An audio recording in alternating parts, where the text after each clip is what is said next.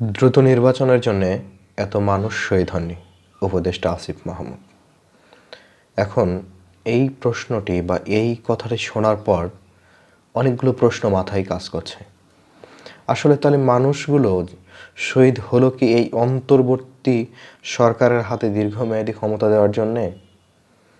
দেশ সংস্কারের নামে বিভিন্ন ধরনের অপকর্ম এদেশে বাস্তবায়ন করার লক্ষ্যে, দেশটাকে ইসলামপন্থীর নামে অন্য রাষ্ট্রের হাতে দেশটা তুলে দেওয়ার জন্য, অথবা নিজেদের যে স্বাধীন সার্বভৌম এখানে বসবাসের যে মৌলিক চাহিদাগুলো সঠিকভাবে পাওয়ার লক্ষ্যে।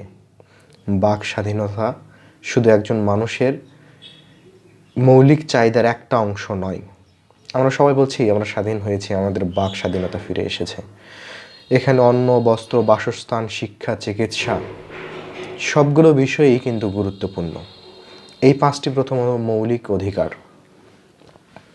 তারপরে মানুষের বাক স্বাধীনতার অধিকার।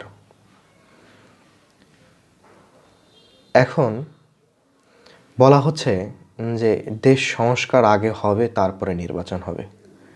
আসলে এই দেশটার আর কি কি সংস্কার করতে হবে সেইটার একটা রোডম্যাপ থাকা দরকার।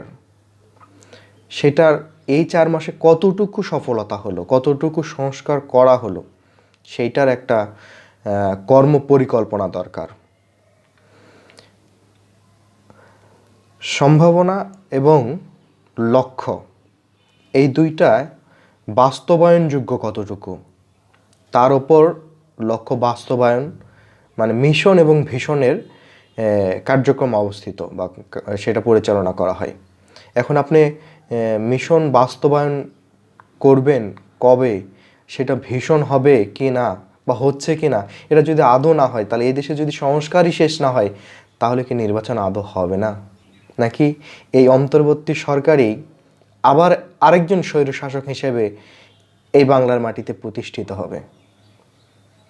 প্রশ্ন মনের। আপনারা যে যেভাবে নেবেন নিতে পারেন।